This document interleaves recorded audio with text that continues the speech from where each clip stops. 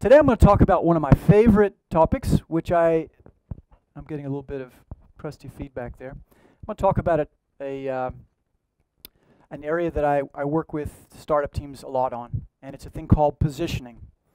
And it's a topic that's in the domain of marketing, and it's also in the domain of strategy.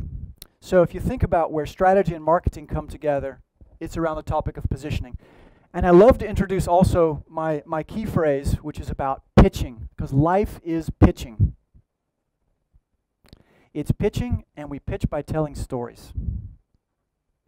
Everything is pitching. Honey, the last 6 months together have been amazing.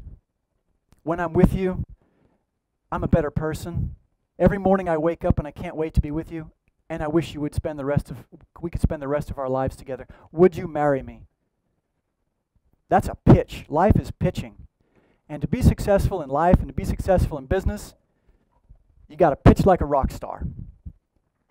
Now, in order to pitch like a rock star, you have to have a really good story, like the marriage story. Did that work for you? Did you feel it? Yeah? That was not a rational story, was it? It was very emotional. Okay. Positioning is oftentimes a lot about emotions. Okay. But it starts with hard facts. Now, again, caveat. Today I'm going to talk about what I do with startup companies, but the principles are exactly the same as they would be for small businesses. Just the constraints are different. Whether you're innovating a new product idea or you're creating a new startup, the first major milestone is survival. 42% of startups will fail because they do not reach product market fit. Why? What was it about the product, its features, its benefits, and the market that didn't happen? So this is the first challenge, is how to survive until you get product market fit. And it's dangerous. If you're a startup, you're constantly trying to de-risk your business in the eyes of your investors who help you move along on this journey with their funding. For small businesses, you can't afford a lot of your time to invest in innovation. What if you fail? Well, unfortunately, you just have to keep going. So it's extremely risky to innovate, but if you don't innovate, somebody's going to out-innovate you and beat you in the marketplace. Okay, so in the ideation stage, in building a new value proposition to grow your business 10x, we have to de-risk the concept before we start investing our capital. And today I'm going to show you why. Okay, a little bit about myself. I don't know what to call myself other than a startup coach. It's what I've been doing for the last 3 years. I had a startup back in 2000. We raised a lot of money. We failed massively. We learned a lot, and but it got me to Europe, and I'm an American guy, but I've been living in Prague for almost the last 20 years. But this is what I do today. So I'm a startup coach, and I work with founders to make them fearless and courageous. I raise the bar for them so they can do amazing things. They come and they work with me when they want to get clear about what their strategy is and about what their idea is, because you have to execute on clear ideas, not on fuzzy ideas. And my teams do really well.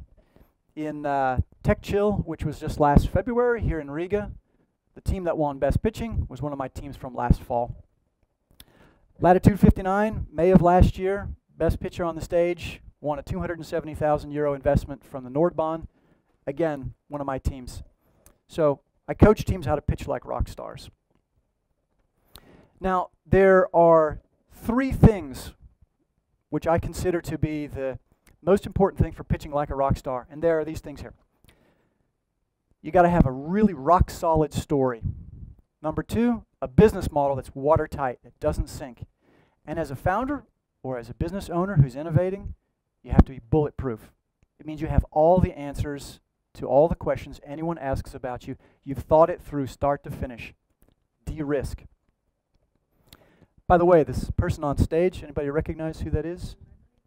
That's Freddie Mercury. Freddie Mercury, extrovert or introvert? Massively introverted. Does he look like an introvert here?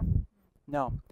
Born in Zanzibar, parents coming from Pakistan, had a periodontal thing where he had extra teeth in his mouth. He was highly self-conscious, but he overcame it all to stand on stage and pitch like a rock star, and he's an icon. I use this picture purposefully because everybody can pitch like a rock star on stage, your idea. Okay, so we have some of the teams here for the afternoon. How many other small business owners who are not going to be here in the afternoon, please raise your hand. Okay, a few, not so many. All right, so when Anna asked me to come and give this workshop, Anna and Zana, I said, okay, what's the starting point? I'm going to assume that the teams have been thinking about an idea that will take their business to the next level in terms of commercial growth. But they're wondering, what do I need to do to get there? Here's a step-by-step process that I use in the acceleration programs that I work with. It starts with a thing that I call positioning. It's a kind of a brainstorming activity. After positioning, we need to strip away our blinders and look at our business from many different points of view, try and take the risks out in terms of assumptions. And then we do some simple testing and validation before we start building software, before we start spending money on marketing. Then we try and take that initial story, that initial positioning, and those assumptions, and we wrap it in a really powerful story. And once you've got all that, then you can stand on the stage and pitch it like a rock star to achieve your goals, whether it's selling your product successfully or fundraising. So I'm going to walk through 3.5 of those chevrons. But we're going to start with step 1, nailing down your positioning. So you've got a big idea. Pitch me. How do you answer that question? I'll give you some advice. Don't answer it by blabbering on for 10 minutes. Have a short, sharp, clear answer. Who's your target customer? Somebody suffering out there? Really? Can you solve that pain point? How do you solve that pain point? Sounds interesting. Are there a lot of customers? Is there a lot of pain? Sounds like a good commercial opportunity. Pitching is actually, it's a long journey to get to simplicity. So what is positioning? Positioning is your place in the marketplace. So it's a distinctive place that you want your product to occupy in the mind of your target user relative to the competition so that they will choose you. Classic example of positioning. How many people drive automobiles? Who likes safe automobiles? Keep your hands raised. What's the safest automobile you can drive? A Volvo. Do you think Volvo has done a good job of positioning themselves as a safe car? Apparently so. That's positioning. So in the startup world or in the innovation space, there are 2 ways of positioning. You either enter into what's called a category, and you compete against the other companies that are trying to, let's say, address the same market, or you have to create something entirely new. I'm going to show you how this works. Okay, step number 2. After you've defined in a couple of sentences what your core of your story is, your pitching, then we have to define what are the assumptions about this idea before we go to market, and we try and test those to take the risk out of our business model. The third step is the actual testing of concepts to get feedback so we have some, not proof, but you have some idea that there's a potential for product market fit. Remember, 4 out of 10 companies die because they don't reach product market fit. We want to increase those odds by doing 3 things: defining our positioning, assessing the assumptions, and then trying to validate that positioning with our target market. And I'll show you how. Okay, then it's storytelling. So storytelling is about a founder or a product owner who has a voice. And they're the masters of understanding the marketplace, the users, the pain that they suffer, and they're absolutely certain that they have a solution to solve that problem. And by the way, storytelling is not about the company. It's about the customer's story. I'm still getting a lot of feedback on the mic. It's okay? Storytelling. When I say storytelling, it means being able to tell a story from your customer's point of view, not from your company's point of view. And this is one of the things we see in the innovation space, which is different from traditional businesses. Big businesses like to talk about themselves. But customers don't care about you. They only care about their own interests. So really innovative companies tell stories from the point of view of their customers. They paint a picture of a better world that they're creating, and then they take their product or service and they make a product placement within that story.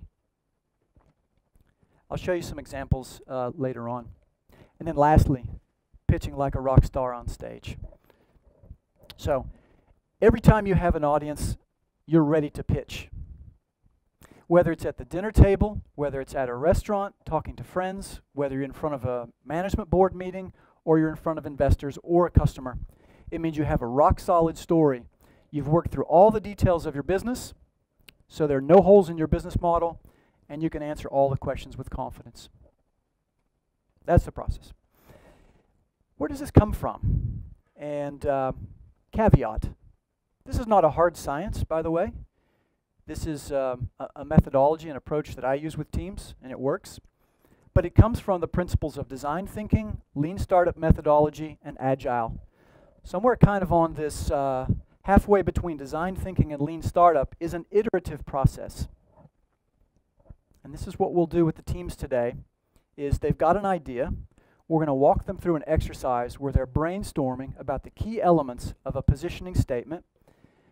And then we're going to show them how to test those concepts before they start investing money into the build side. Anyone know what a lean canvas is? Raise your hand if you know what it is. Okay, not so many. Students who study innovation in universities, oftentimes we presented with this framework. It's called a lean business canvas. And it covers the different aspects of a business model. And it's intended to be used as a tool for brainstorming, to come up with brilliant ideas, covering aspects like, is there a problem that's being suffered by the marketplace? What is the solution? What's the uniqueness, unfair advantages, etc. But this is a very theoretical tool. It's good for incubation. It's good for universities, but it's not very practical for actually building businesses. Because you can't test a lean business canvas. You can go through the process, but once you have this big board with all this information, it's still not clear enough to test. So the idea isn't complete, and that's why we shift gears into positioning. Okay, I haven't explained yet what is positioning. What is it? Why do I need it? How do we do it? Maybe first, where does it come from? In 1980, how many were alive in 1980? Oh my goodness. Okay, great. I got some extra hands. People weren't sure in the back. Okay, 1980, a book written by Al Rice and Jack Trout, all about positioning. It was a new concept back then, and basically every FMCG, fast-moving consumer goods companies, Procter & Gamble, Unilever, every product that they put on the shelf at Drogerie Markt or whatever, they're positioning that product to solve a particular problem. Toothpaste. How many features does your toothpaste have? A lot. Each one of those features is intended to define a new category of toothpaste to sell to a new type of audience. Anyway, it's a process that's been around for a long time.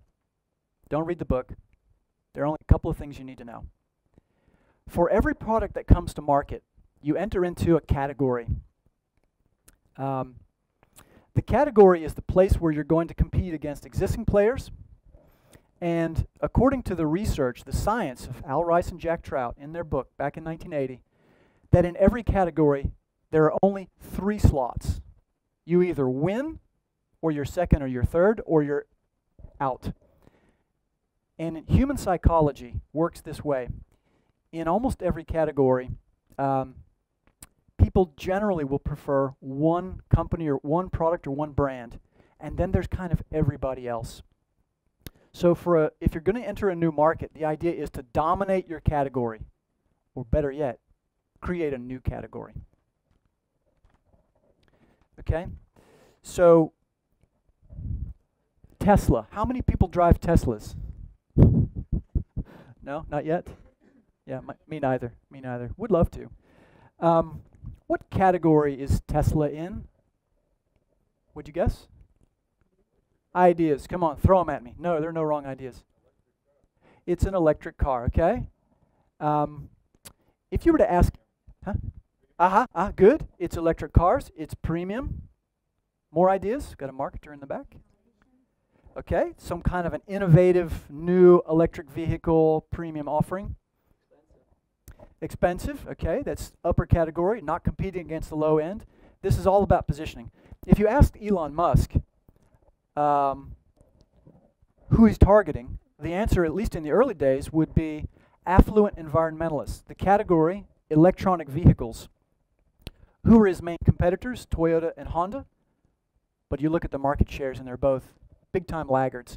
But what makes it unique is if you ask Elon Musk, what is a Tesla, he'll say, it's not really an electric automobile. We don't look at it that way. It's a computer on wheels.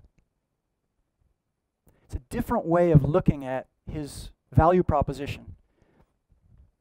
There's a phrase, we were talking about it this morning in our debrief, and for some reason this has been popping up a lot in my network the last few days and weeks. When you change the way you look at things, the things you look at change. When you change the way you look at things, the things you look at change. When we talk about Tesla as an electronic vehicle, we immediately say, oh yeah, it's the same as the whatever, Honda Spark or whatever it is, or the Chevy Volt. I don't even think they produce those anymore. But it's not. In the mind of Elon Musk, he would like us to think there's no other product in the market like a Tesla. It's a car, it's a computer on wheels. Yeah? So Tesla dominates at a market share level over all the others. Serves him well? Definitely. Okay, so how do we position? We do that with what's called a positioning statement as an exercise to try and get clear, first of all, on our business idea. So what is a positioning statement? It's your initial, very short story which describes your business model, explains your value proposition. What is a value proposition? Haha, silence. Any product owners in the audience? People who own a product, develop products? Okay. Okay, a few. There's a difference between a product and a value proposition. Product is a very functional, rational thing. It's some solution which is consisting of many features. But a value proposition is when you put that product in a marketplace, does it deliver value to somebody? And how much value it delivers usually correlates to how much you can price that value proposition in the marketplace. And the price generally dictates the commercial success. So a value proposition is described in a positioning statement as who is it for? And what's the problem or pain point that this particular solution is solving? Now when you're pitching, you have to be able to describe what it is simply. A one-paragraph description of what you're doing can confuse. We have very short attention spans. And then ideal positioning describes also how you put that in the marketplace to succeed versus all the other alternatives, versus the competition. And hopefully there's something unique or different about the value proposition that really gives it market traction. So this is a positioning statement. The good news is there's a formula. Now, why do we need to write positioning and get that right before we enter the marketplace? Any cybersecurity startups in the audience? No. These are all cybersecurity startups. Which one is right for you? How do you protect yourself? There are so many. So they're all competing for scarce resources. Human attention, attention of customers. They're competing for resources in the talent market, bless you, right? They're all competing for technical resources. They're competing for advertising time. They're competing for investor attention, customers' attention. Unless you define who you are in this sea of competitors, you're just going to get lost. This is why we need positioning. Okay, we're going to do this with a positioning statement. This is what we're going to do with the teams who are in the afternoon. We're going to work on this to help get clarity. All right. We're going to extract 6 elements from the Lean Business Canvas, and we're going to structure them in a very simple framework. We're going to write a little paragraph. This is your core story of your business. This is the structure of a positioning statement. Now, here's what makes this interesting. It's a template, right? Should be an easy exercise. It's astonishing how difficult it can oftentimes be, even for existing companies. Okay, company owners, raise your hands. Yeah. Who's your customer? If you don't have an answer to that question, that's a problem. Step back and do the homework. When you're innovating, be something for someone. So who is your target customer? Whose world, whose life are you going to make better? Next. What's the problem that you're solving for them? A value proposition fixes something. It creates a better life. It saves time, maybe. It saves money, perhaps. It can reduce frustration. It can be a combination of emotional and rational factors. But what problem does it solve? And by the way, there are lots of problems. Finding stuff is difficult. Google solved that problem. Finding a hotel is different. Booking.com made that easy. Airbnb created a new category, right? By creating a whole new place to stay when you travel. So problems are big, problems are small. There are real problems and there are fake problems. Hopefully your innovative idea is solving a real problem. Next line, our product, right? You have to have a product name. Product name has to represent somehow the value proposition. Anybody, Taxify? Taxify is now called Bolt. Do you know why they'd shift their name to Bolt?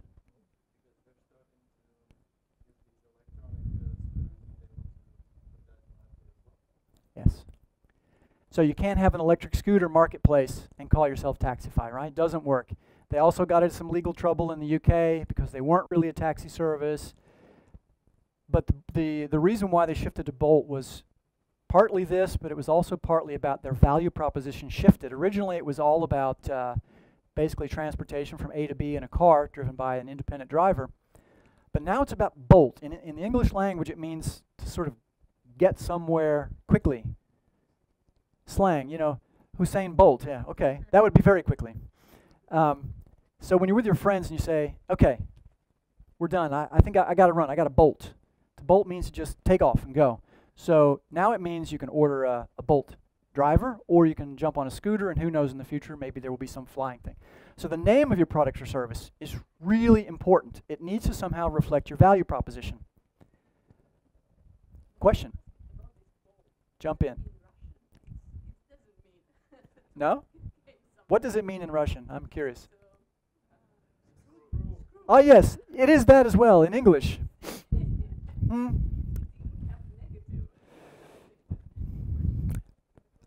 Trade-offs. Coming up with the right name for your product or service is a critical thing for positioning. If you give your product or service or startup company a name that's too broad, then people will not find you. For example, if the name of your website is conciergetravel.com, right? And what I'm looking for is I'm looking for cheap tickets, or I'm looking for travel packages. I probably wouldn't go to that website. But if it's cheapticketsonline.com, I probably don't think I can get a package deal there or get a hotel. It's probably just about tickets. So the right naming is somewhere in the middle, and it's an art. But for companies who want to grow 10x, if you're going to be looking beyond your local market to a broader market, you might have to think about changing your company or product name to make it more, let's say, understandable by your broader market. So positioning, product name matters. And then describing your product simply and clearly, especially when you're short pitching, giving a short pitch, is really important. Okay, every solution that solves a problem for a customer group has to have some kind of breakthrough capability. Ideally, it's something that you know how to do, which nobody else knows how to do. It's protected by, I don't know, copyright or patent or some computer method or some technology. And then if you're entering into a category where there are others, obviously you have to position yourself as different or better. Otherwise, how do you beat them? The idea is to get to the top of the ladder in positioning. And to beat that reference competition, you have some killer differentiator. Big companies, banks for example, SEB, have a portfolio of services. Can you address every single small user group's needs with a broad portfolio? It's very difficult. That leaves room for small companies to come in and innovate and try and target solutions to smaller groups. So innovation can start small and grow big. Okay, the challenge is about pitching your idea simply, pitching your idea in a positioning statement is to keep it simple. The journey to simplicity is long, it's complex, it's frustrating, but it's extremely rewarding. It's really important to have clarity and focus on what you're doing and what you're not doing to get found in a marketplace. And if your value proposition is going to be successful, it's got to have, boom, power and impact. Nice to haves, in the startup world we call them ERS. It's nicer, it's faster, it's simpler. Those are nice to haves. They're not changing the game. Innovation is about breaking the rules and smashing the existing structures, thinking things through differently, looking at problems in different ways with power and impact. Because when you get on the shelf, you got to get found by somebody. All right? So cutting through the noise is the challenge. On top of all that, we have no attention span. Right? Have zero. How many of you are on Instagram? Raise your hand if you do use Instagram. Okay. How many use Facebook? Curious? More people use Facebook. Facebook is kind of on the down. Instagram's on the up. How many hours a day do you spend on social media? Raise your hand if you know how many hours a day you spend on social media. Too many. Almost all of us, it's too many. What's happening to our brains? We're rewiring them for instant gratification. How do you launch a product into a marketplace when everybody's on social media 5 hours a day, and you have to capture their attention to try and sell them a product or service that's going to make their life so much better? Even if you have a great product, but you can't capture the attention of your audience, you're 42%. You don't reach product market fit. So commanding the attention is an extremely part of positioning. All right, are you with me so far? Okay. Let's look at an example of a positioning statement. And now I'm really talking to the teams for the afternoon, because this is what we're going to do for you. So this was a company called Examatch. It's a startup from Finland. I came across them about a year or so ago. They had just raised a 10 million euro funding in 3 rounds with a great VC, some friends of mine, called Karma in Finland. And I saw this in a news article announcing their recent fundraising, and I read the article, and I recognized the key words and said, that's a positioning statement. So I basically just copied it and pasted it. And this is what it looks like. This is how they pitch their idea. So what does Examatch do? Now it starts with a tagline. The tagline helps us to understand sort of categorically what the context is for this particular solution. By the way, it's Examatch, right? So the name has been really thought through. We'll get to that in a moment. So Examatch is the trade researcher's best friend. Get instant results. Anybody ever launched a brand to market or a new company to market? Raise your hand. Okay, a few people. So before you can go to market with a new company name or product name, it can't already be blocked by somebody else, right? So you don't have time, you're constrained, don't have money for lawyers, expensive market researchers. I need a quick and dirty solution to know if I can get to market with my new company's name without getting sued. How do I solve that problem? So, keywords, 4. So we know who the target users are. For enterprise companies, law firms, and branding agencies. Categorically, these are trademark researchers or people who are interested in trademark research, like enterprise companies, law firms, and brand agencies. What's the pain that they feel? They need to get a green light on a trademark candidate so they can launch something into the marketplace. You'd think, that's a really small problem, isn't it? but for somebody, it's a pain point. So, what is X-a-match? It's a bit buzzwordy. I think you heard about buzzwords in the first workshop. But X-a-match is an intelligent, web-based trademark management platform for conducting preliminary trademark research. Now, the killer capability, instant access to trademarks across 160 markets. Yeah, okay, cool. So I can do a quick and dirty search to figure out if my brand or company name is clear across 160 markets. Boom. With X-a-match, legal teams are able to quickly and cheaply narrow down to a potential list of trademarks to get the green light to go. Very clear, very simple. Okay, in fact, in the afternoon, I'm going to show you a process of how they may have gotten to this positioning statement for the teams.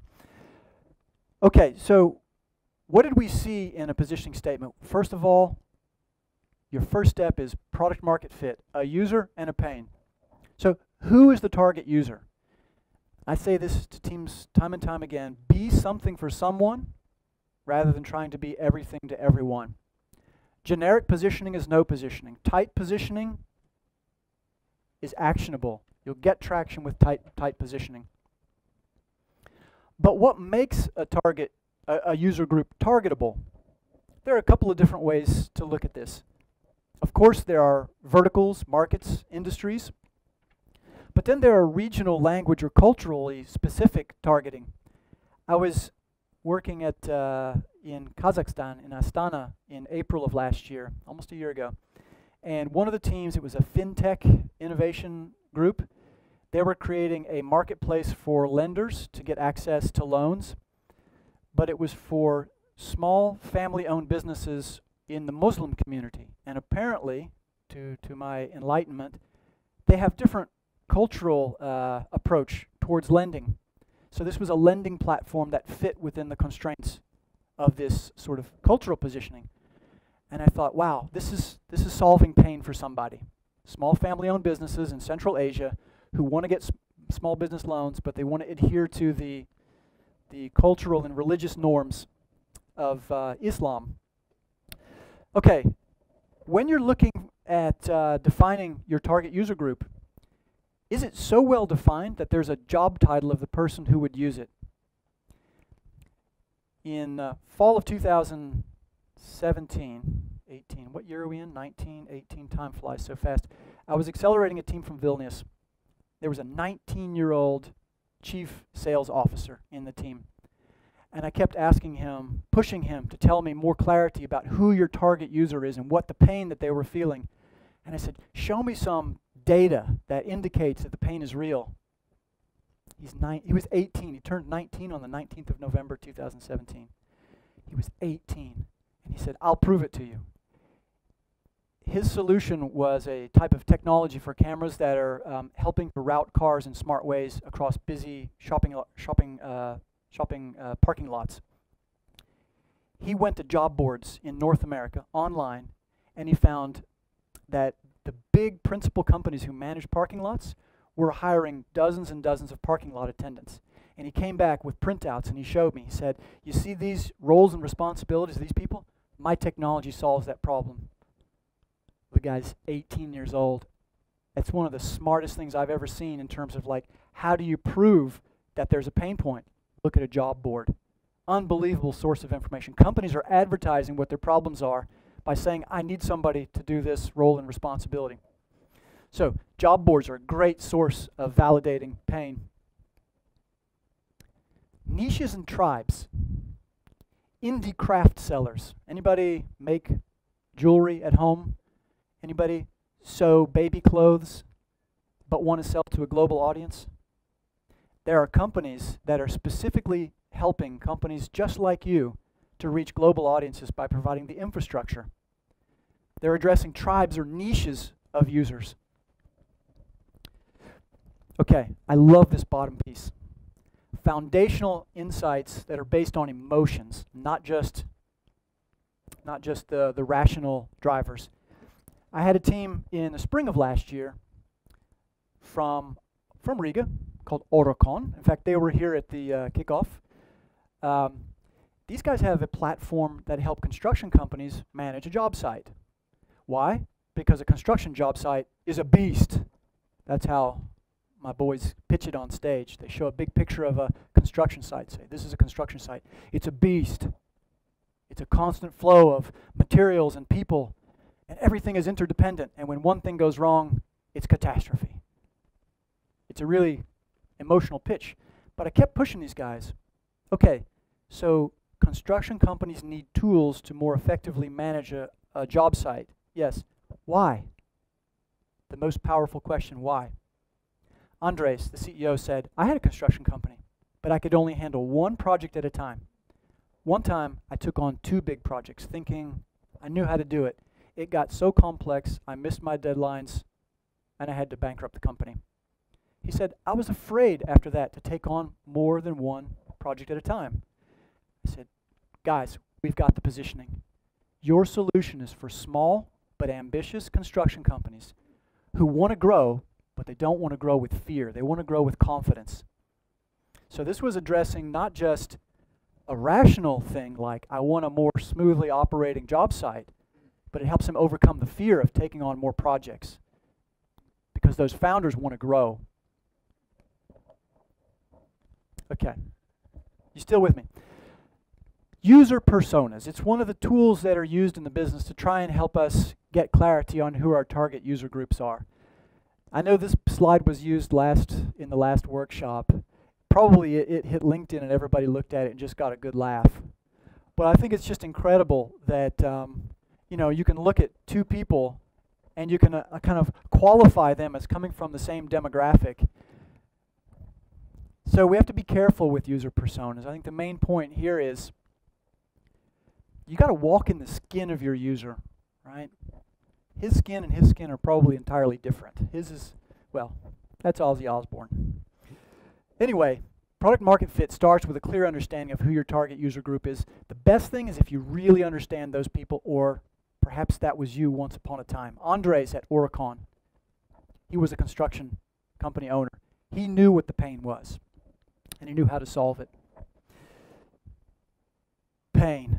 Product market fit is target user group and solving a problem, or as we like to call it in the industry, the pain. What is a problem or a pain? In great positioning, it's instantly identifiable, right? What happens if you push your thumb down on that pin? It's instantly identifiable. There's something sharp there. There are fake problems and fake pains, or what I like to call startup pains. And then there are real pains. In fact, do you know what the biggest pain right now is, or the biggest problem? Somebody tell me, what's the biggest problem facing every single person on the planet right now? Drinking water, lack of time, okay. More ideas? Plastic? Huh? What else did I hear? Climate change? Yeah. Constant stress. Donald, please, I'm an American, let's not go there. That's a rabbit hole. Global climate change is a pain. It's a serious problem, right? It's not a nice to have. Now, I'm not going to stand on the environmental soapbox here and proselytize, but that's a real pain, right? There are real pains and then there are nice to have pains. So a great positioning starts with a real pain. How do we know when something is a real pain? If your defined target user recognizes it, that it's a real problem for them.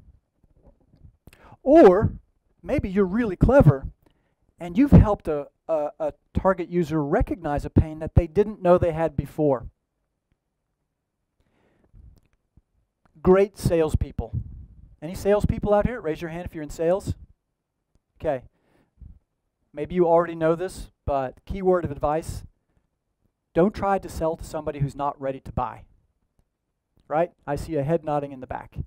Right? It's a waste of your employer's money. It's a waste of your time. But what do? When you talk to that potential customer and you tell them a story, and you say, you know, if in your industry, these things are changing, and when these things change, it's going to create problems. When you recognize those problems, I want you to give me a call. It's been just a pleasure to meet you. Have a great day. And they say, yeah, okay, go on. But then what happens? they start to recognize that the way you framed the problem, they start to see it. Maybe they didn't see it before. And then they call you. That's what a great salesperson does.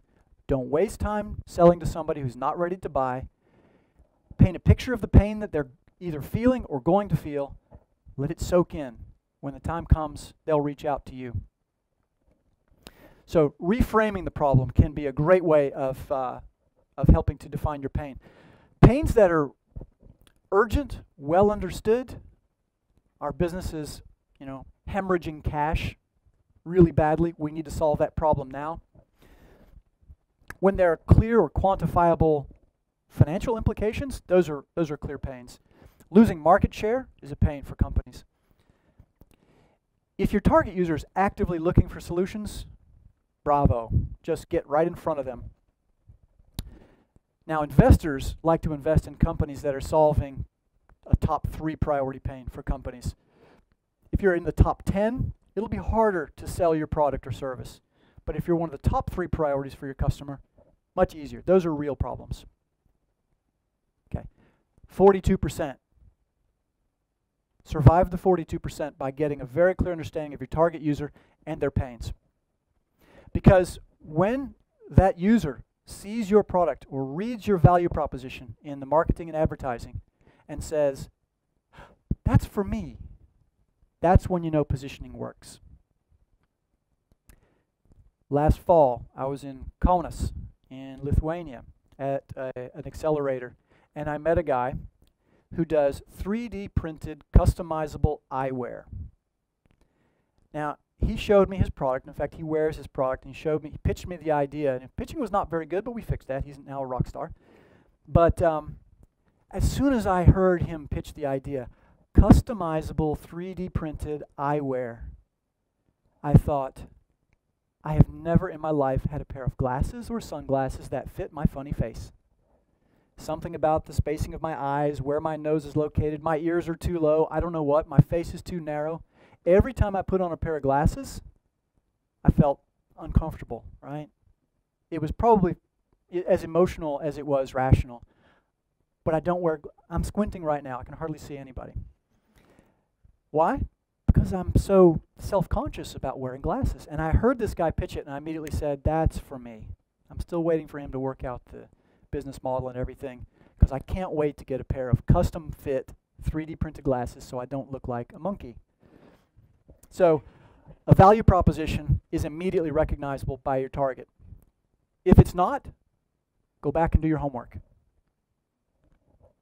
Okay, let's look at just how we're doing on time, Anna. Okay, so we're 2/3 of the way through. We're on schedule. So let's walk through a couple of examples of positioning statements, and let's see if you can figure out who they are. So who am I? Let me do the first one, because this is one of the teams I mentored spring of last year.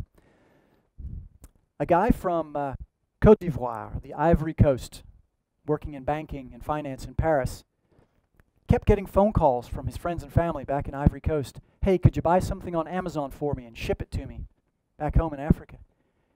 More and more friends. Finally, he said, why? Can't you buy? And he said, nobody has credit cards in this part of the world. So the guy started thinking, well, gosh, if all my friends and family don't have access to credit cards, that's a problem. I wonder how big that problem is.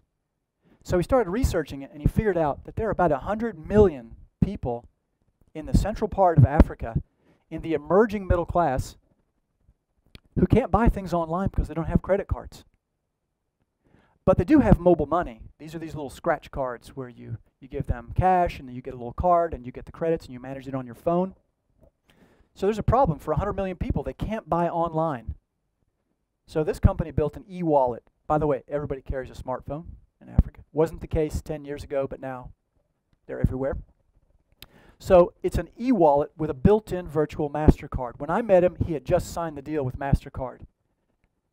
And when we figured out that there were 100 million people, it became an idea of, well, we need to just get this to market really fast.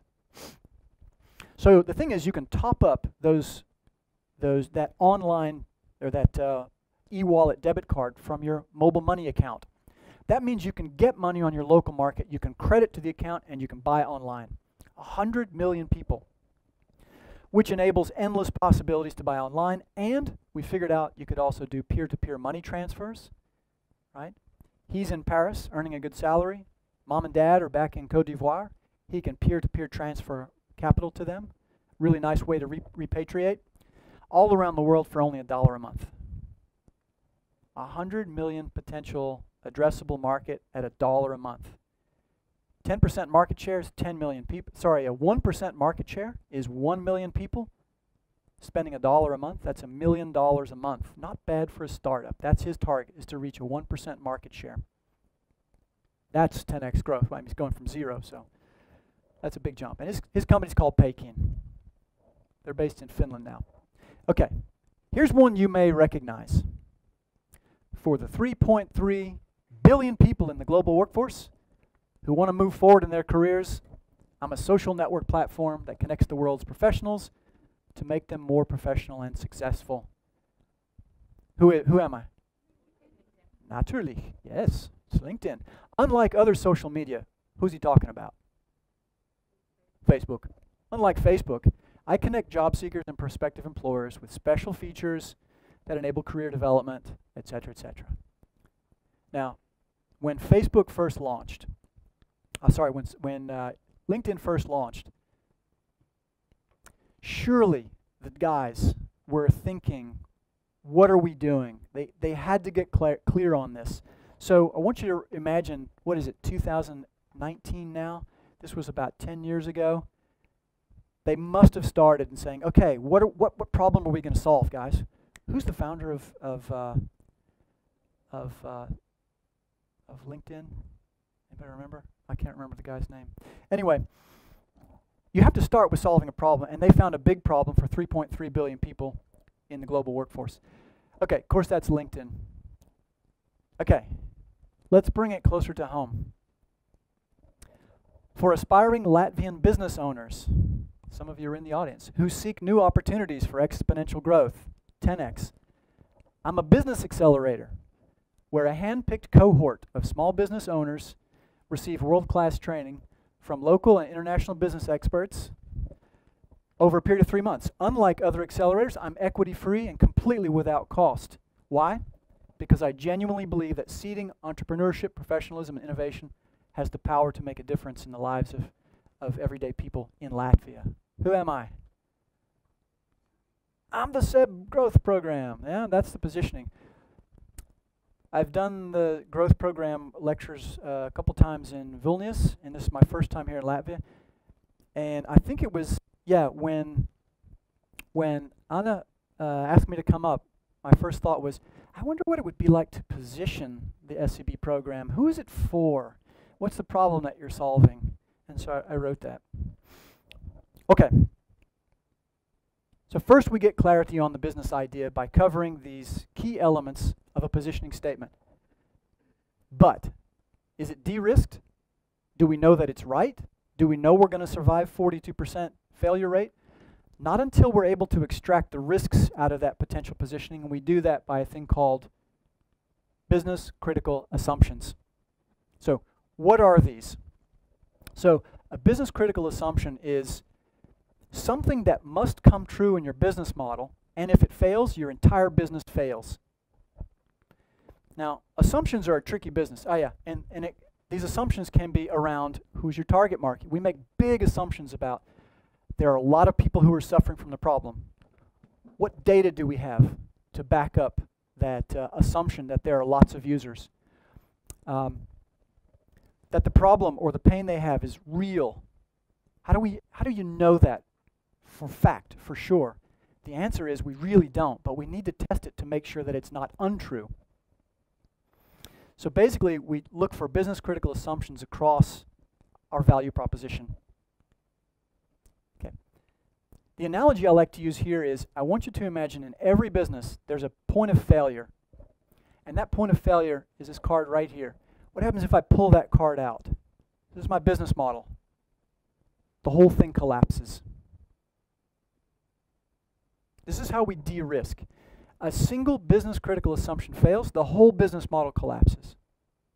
I assume people want my product. What happens if people don't want my product? I assume people have pain. What if they don't really have the pain or they don't recognize it? Each one of those assumptions can absolutely kill my business. So before I go building a big piece of technology or spending a lot of money on marketing, I want to test some of these concepts to make sure I'm not doing something foolish. In English, we have a phrase about to assume is to make an ass out of you and me, right? Nice teeth. And the reason that we need to go through this process is because there are things we know. Do you know who this guy is? Donald Rumsfeld, former Secretary of Defense back in the days of George H.W. Bush. He has this famous sort of mind-bending phrase he used when he was being interrogated or he was being asked questions in front of a congressional committee about why they invaded Iraq in 2013. And he scratched his head and he said, well, there are known knowns. There are the things we know. But then there are the known unknowns. Maybe there's some areas we know that we don't understand very well. And here's where it got really complex. He said, and then there are the unknown unknowns. There are the things that we don't know, and that's where we get in trouble. So when we're trying to de-risk our business idea, first of all, we have to be have massive humility. What if we're wrong? Yeah? Never fall in love with your product. Never fall in love with your idea. Beware if you find yourself falling in love with your own ideas.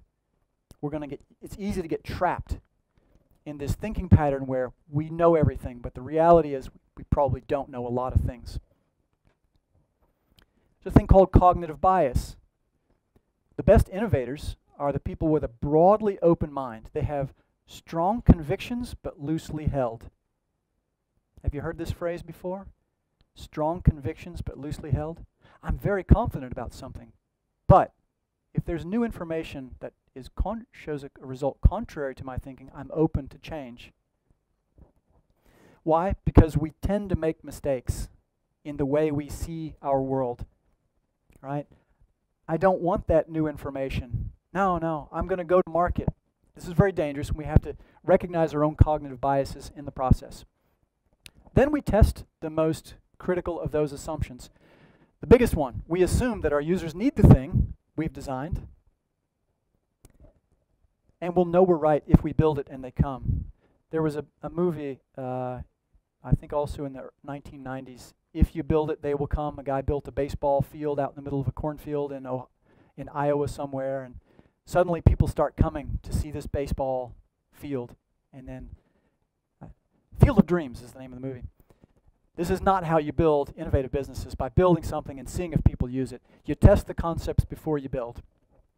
Okay. Bottom line here. When innovating, if you have a hard time articulating your value proposition, your positioning, and your critical assumptions, step back and do the homework. This is what we're going to do in the afternoon with the team. Okay. Very quickly, how do you validate without spending a lot of money? Lean validation. Number one, wear the skin of your customer. Go out and talk to customers. Show massive empathy. Rather than asking forward-leading questions or questions that lead to conclusions that you want to hear, ask open-ended questions. Shadow someone for the day. Try and understand their world. That's the first thing. In acceleration, we tell teams, get out from behind the desk and go out in the field. Observe how people are working in their everyday environments before you start building solutions. Then we get a little bit more sophisticated. A fake door test. Now, a fake door test is for rapidly evaluating an idea by showing somebody something on social media, for example, that doesn't really exist. It means if you've written a positioning statement and you've got a value proposition, you could, for example, make a Facebook ad.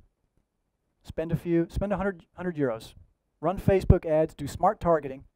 See how many people click that ad. And when they click that ad, it'll bounce them to a landing page. And in the landing page, you have a big picture of your value proposition, and it says, launching in the second quarter 2019. Leave an email, and you'll be one of the first in the queue. This is an example of what's called a fake door test. And then you can actually measure, quantify how many people saw the ad, how many people clicked it, reached the landing page, and how many people registered. Now we're starting to quantify the interest. You can do A/B testing on the messages, and using this information, you can optimize your positioning and test your assumptions. It's called a fake door test. And there's another one. It's called a Wizard of Oz test. The classic example here is this guy, Tony Hsieh, the founder of Zappos, online shoe e-commerce site. A long time ago, this guy had a hypothesis. People will buy shoes online. But before he built a big e-commerce platform and started hiring people, what did he do? He ran what we now call a Wizard of Oz test. He went to shoe stores, and he took pictures of shoes. And they advertised those on Craigslist and Facebook, had his own website, and he made it look like he had this massive platform of selling shoes. And he waited for people to make orders. He'd get an order, he'd go out to the shoe store, he'd buy the box, pay for it himself, go back home, repackage it, ship it. What did he learn by doing this? He was able to validate whether or not people do buy shoes online, how they buy shoes online, how to handle returns, etc. He had so many orders, eventually he said, you know what, I need to build a platform to manage the orders. Then he built Zappos. Zappos was bought by Amazon for a lot of money. Anyway, it's a really good approach to test hypotheses without spending a lot of money. It's called a Wizard of Oz test. I think this is the last one, a concierge test. A concierge test is where you basically you spend time with your customer and you deliver them the optimal service, constantly innovating to understand what their needs are step by step. The classic example here is the guys at wealthfront.com. They started hanging out with people who needed their wealth to be managed, and they provide white glove service, asking constantly about their needs and formulating what their ultimate value proposition would look like on a technology platform. So it's a good approach for generating new ideas, deep insights, and it's much more transparent to the end user than, for example, Wizard of Oz, which is completely hidden. Okay, so this is an iterative process. Looking at these different types of methodologies, we can start to extract the risks out of our positioning and our assumptions. Okay, and when you do this time and time again, eventually you reach a point where the response seems to be good to my messages, the risks seem to be manageable, maybe I ought to move forward and start building something and get to market. Okay, very quickly on storytelling. Anna, how much time do we have? 15 minutes. Okay, we're in good shape. So why do we need storytelling? Well, Houston, we have a problem. I think there's a typo on this slide. The problem is that a positioning statement, although it's a very short story of our business, it's not really compelling. It doesn't grab our attention. So we need to make it sexier.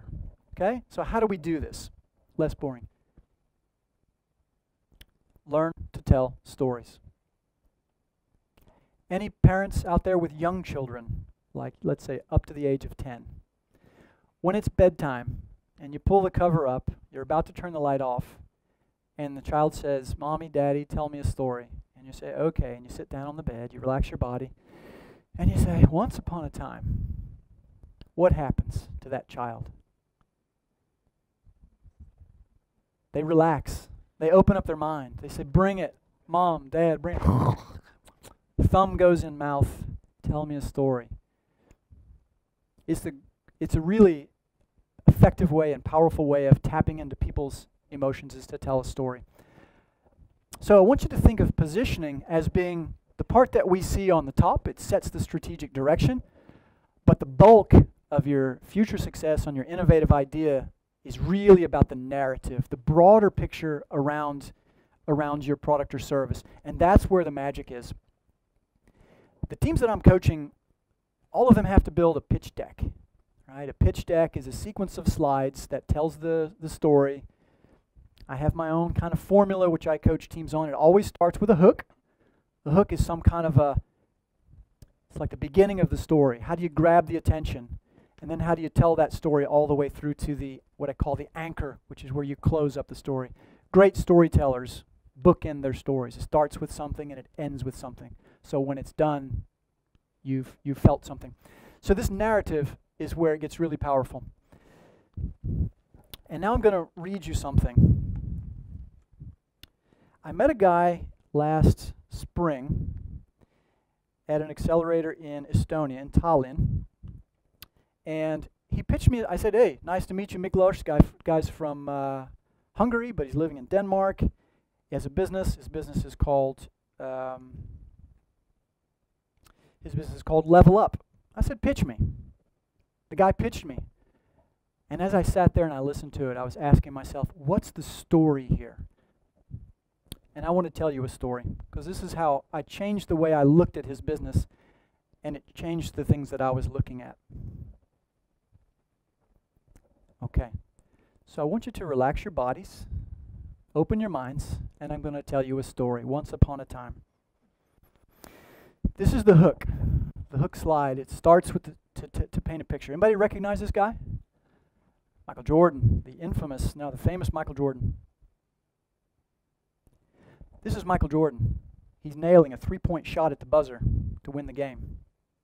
Now here he is again. He's gliding to the rim for what seems like an effortless slam dunk over an unwitting opponent. It's a thing of sheer beauty to watch an athlete master their sport. But what is it that separates athletic greatness from mediocrity? Is it the dedication? Is it the training? Is it the coaching? Nah, those are just fundamentals. True greatness happens when athletes play in the moment. They don't think, they just do. They perform as if time stands still, and they see the game unfold around them in perfect clarity. But to reach that level of greatness, it would require the ability to change time, so that you could find those moments, those perfect coachable moments, so that you could embed those deep in your learning and subconscious. So during game time, the mind lets go, and greatness just flows. That's what we do. Level Up is an app that makes video analysis for sports teams simple.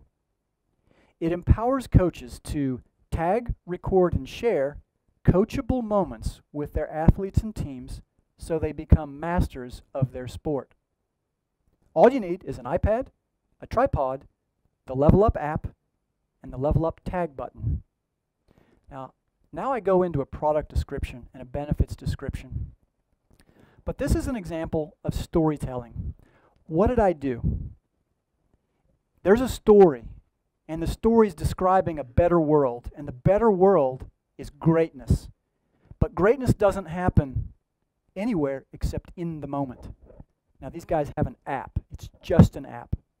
But it happens to have this little button that when you're coaching your sports team, when you see something happen, you push the button, and it saves 10 seconds before and 10 seconds afterwards.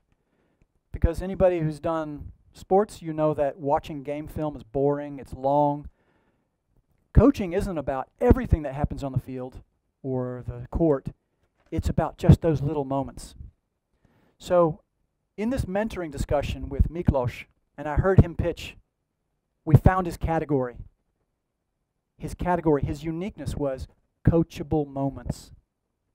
Who else helps you find coachable moments? Nobody. There are plenty of solutions out there for recording game film and watching it later, but a coachable moment is a 20-second piece of video. It's easy for me to share that to you and have a conversation, and we can chat about it. Play tennis? Anybody play tennis? Yeah. Coachable moment. You see that backhand? Let me show you how you held your hands on that in the video. Next time, move your shoulder in this way. Rather than just saying, hey, last time you swung, remember that? No. You watch the video. It's much, much more powerful. So anyway, this was an example of how to use storytelling. And within the context of the story, you place the product or service like a product placement. It's the enabler of the better world. This is what great companies are doing today. That's why when you watch commercials, they only show the product at the end. There's a happy family, and then suddenly you see that they're eating frozen pizza, and it causes lots of smiles, right? Okay, so this is an example of storytelling. All right, so now you know. This is about hard work. This is about focus. This is about dedication. But as the teams we're going to be working with in the afternoon also know, or need to know, this is about dreaming. This is about flying. Someone said something this morning in our pre-brief. How far do we let the teams fly? We're going to let you fly. We're going to think way beyond your current business. But then we're going to pull it back down, and we're going to write. We're going to craft until your positioning statement is like haiku. It has just the words you need so you know exactly what you're doing, who you're doing it for, and why. And that'll be the starting point for taking your 10x growth idea to the next level. So a couple of clothing thoughts. 10x growth is, if nothing else, it's having an open mind, seeing things in new different ways. It's a mindset.